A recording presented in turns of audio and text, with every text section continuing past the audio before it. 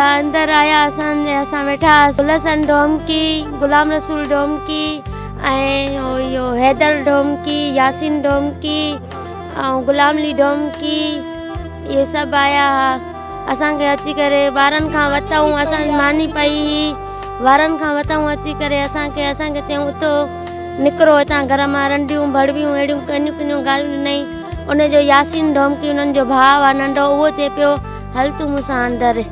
मूंखे चए पियो मुंहिंजे कननि मां मुंहिंजनि मां वाला लाथऊं, मां छा कयां आदा, मां मर्दनि सां असां न पिया पुॼी सघूं। उन्हनि जा 50-60 मर्द हुयो।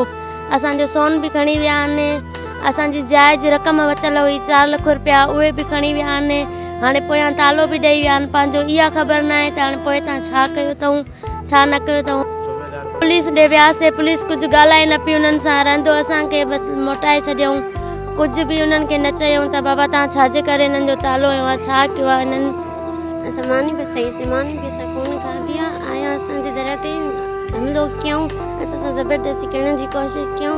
हुनजे बावजूद बि असांखे घटि वधि किनो ॻाल्हायूं, असांजी मदद कई वञे।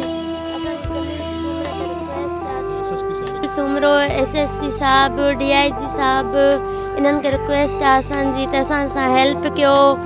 ॻाल्हि आहे त 9:30 पिया थियनि, पंहिंजे बच्चनि मानी कई, असां मानी बि न खाधीसीं। अचे मथां बीह रहिया, असां सां ॾाढो शदत कयो अथऊं, मारियो अथऊं।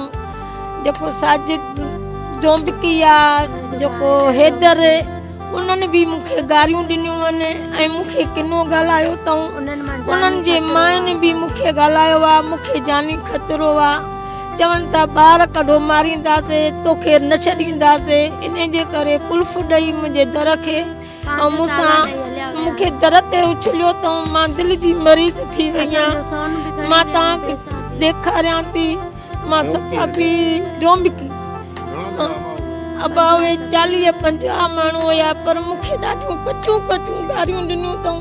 मां सां कयो अथऊं त मूंखां घुर, मूंखे चयूं तूं ॿार बि ॾे, असांजी धीअ बि वठ, तूं बि ॾे।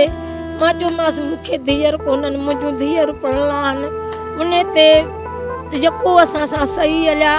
तंहिंखां पोइ वरी मूंखे घरे घुरायूं, चयूं त तूं वरी बि सोच। मां चयोमांसि मूंखे धीअ कान्हे का। माना उन्हनि जो वास्तो इहो ई हुयो त जेकर हीअ माई असांजे इन कुराड़े सां शादी करे ॿुधई, मां उहो नथी करणु चाहियां। मुंहिंजा नंढड़ा बच्चा आहिनि, मूंखे 7 बचड़ा आहिनि। अलाह हयाती ॾियनि, ॿिया बि बच्चा मूंखे गंजनि, अलाह जा एहसान आहिनि, पर मूंसां ॾाढो कर कयो।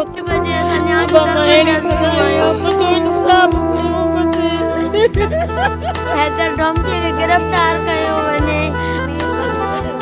साजिद चेयरमैन जो भाउ आहे हैदर डोमकी, असां सां मदद कयो। अब मैं ॾाढी ॾुख आयल।